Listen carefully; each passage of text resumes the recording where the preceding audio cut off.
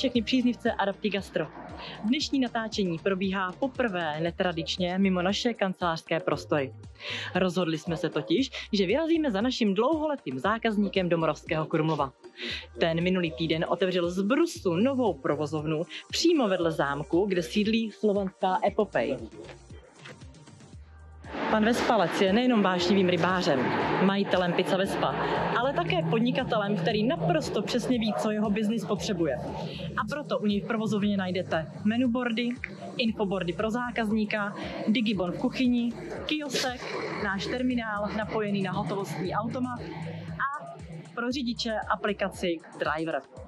A nyní se zeptáme pana Vespalce na pár otázek. Do gastra mě přivedl můj strýček ve 14 letech, kdy provozoval penzion na Vysočině, tak jsem tam jezdíval na výpomoc a nějak mě to přirostlo k srdci a od té doby vlastně se v tom pohybuju.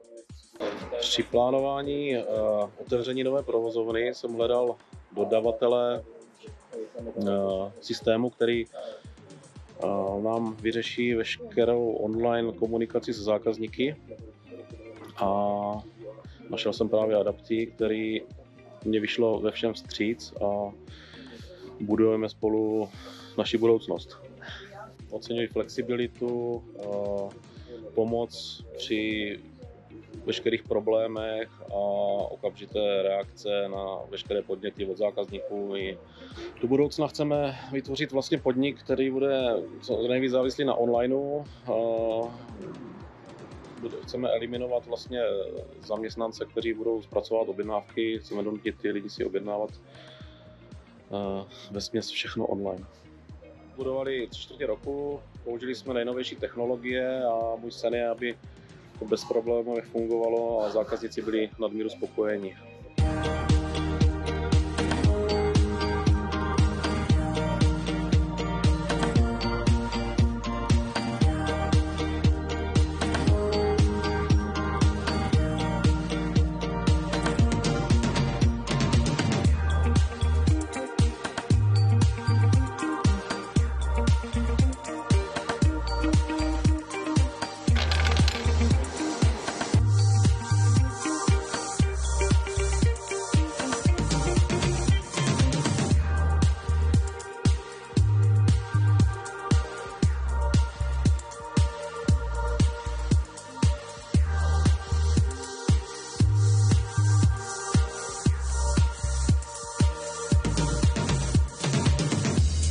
Děkujeme, že si na nás pan Vespalec udělal čas a přejeme mu, aby jeho podnik i nadále vzkvétal.